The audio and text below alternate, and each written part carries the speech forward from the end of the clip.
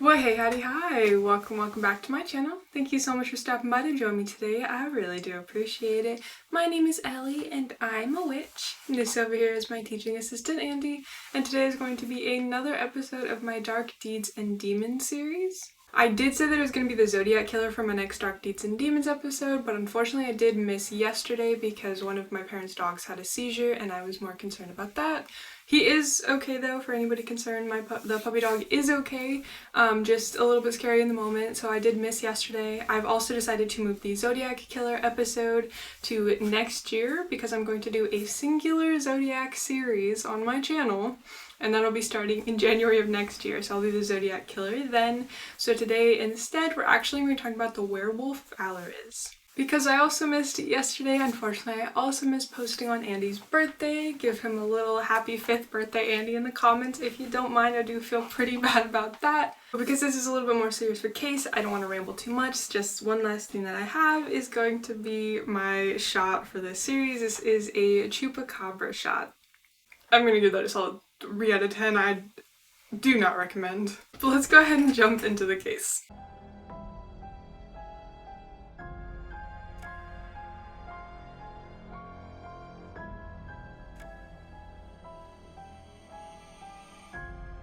So the trigger warning for today's case is going to be murder only. If that is not something that you think that you can handle, I do have plenty of other videos on my channel that are not true crime or murder related. So Manuel Blanco Roma Santa, also known as the Fat Extractor or the Werewolf of Allariz, is the subject of today's video. Now this case takes place in the mid-1800s, so I don't have any pictures to show you. So instead, the description that I could find says that he was a small man, somewhere between 4'6" to 4'11". He was blonde and tender looking. From what I could find, that just is meant to mean that he looks young. Now, he worked as a dressmaker, and while he was married, it only lasted a year, and he unfortunately became a widow. For the record, he was not suspected of killing his wife. After his wife's death, he transitioned to becoming a traveling salesman, often acting as a guide for travelers crossing the mountains to Castile, Asturias, or Cantabria. So the first murder happened in 1844 of Vicente Fernandez. He was a government official in Leon and had gone to Manuel to collect a debt of 600 real. Real being the currency at the time, though it was replaced in 1868 by the peseta. Manuel had owed it for purchases of unknown merchandise. He was charged with the murder, but did not show up to court, and this meant he was judged guilty by default. He was sentenced to 10 years, but as he was not there and wasn't being held by law enforcement, he fled. He was in hiding for about a year in Armida. When he reappeared, he had a fake passport that said his name was Antonio Gomez and that he was from Nogueira, Portugal.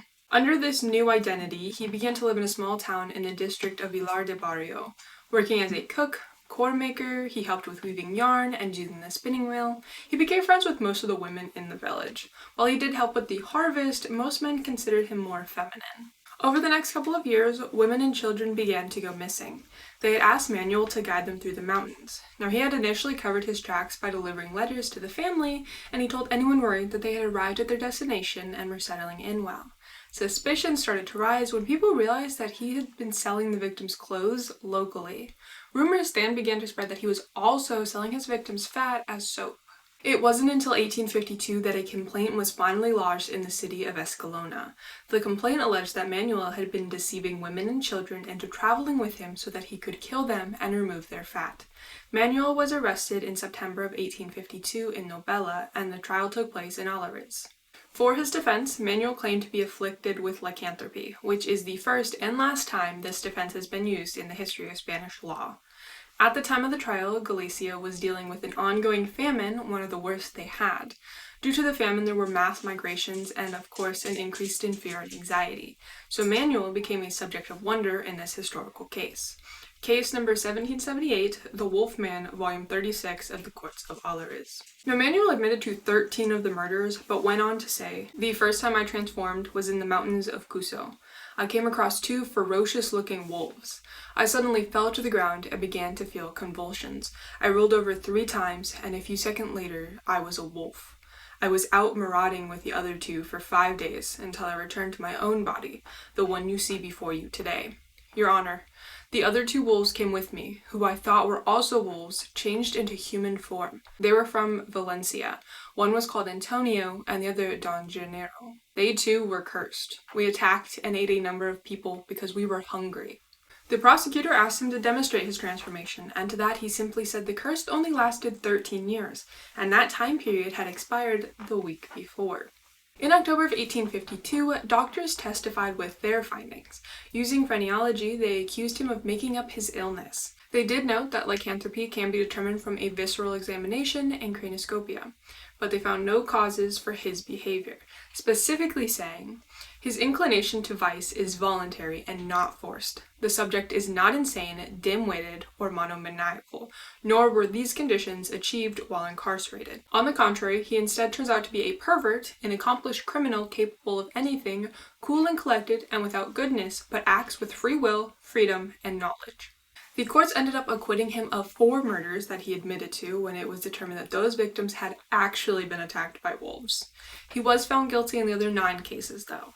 On April 6 of 1853, Manuel was sentenced to death by garrote and was ordered to pay 1,000 real for each of the victims. The trial lasted 7 months and ended up having more than 2,000 pages of transcript, which was bound into 5 volumes titled Lycanthropia. The case was sent for ratification to the territorial court, where they considered it for 7 months before reducing the sentence to life in prison.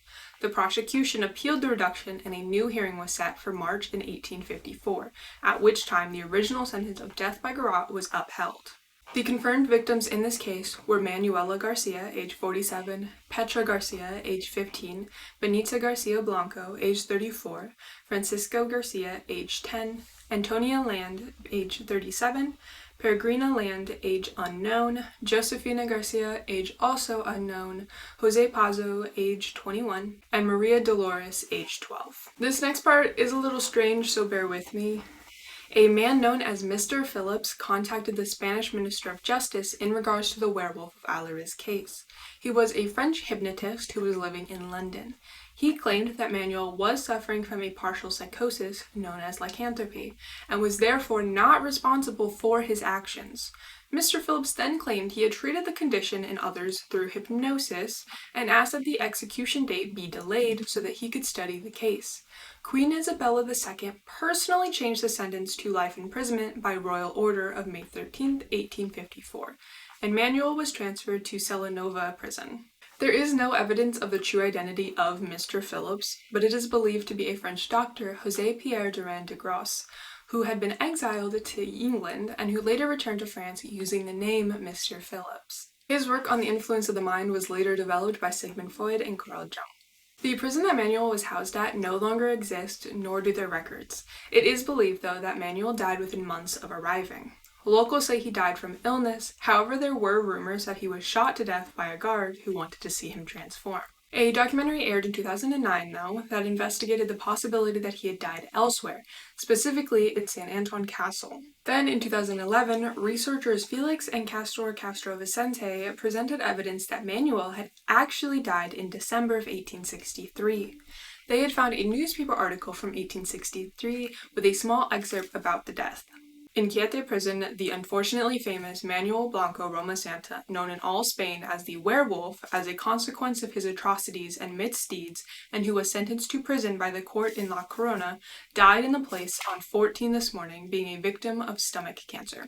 And that is all that I have for you today. A little bit of an interesting case, a really weird case, and I just feel bad for the victims in this case. It's a weird case. Very convoluted. I do love, though, that his defense is, I'm a werewolf, and the prosecutor said, well, prove it then. And he said, well, actually, you know what? I stopped being a werewolf last week. Sorry. If only it was always that easy. I do like his attempt, though, to try to claim victims that were actually attacked by wolves, as if that would kind of bolster his defense. For the next episode of Dark Deeds and Demons, though, I will be talking about the alphabet murders or the alphabet killer. It's kind of labeled either way. And don't forget to tell Andy a happy 5th birthday in the comments if you do not mind. I feel very bad that I missed his birthday yesterday and then I couldn't post this yesterday. But yesterday, he's in the costume that was supposed to be for yesterday. It was his birthday, so he's in his birthday suit with sensor bars. And I don't want to hear anything about the fact that he's normally naked, okay? Don't want to hear it. Anyways, I hope you guys have a great rest of your day, and I hope to see you tomorrow. Bye!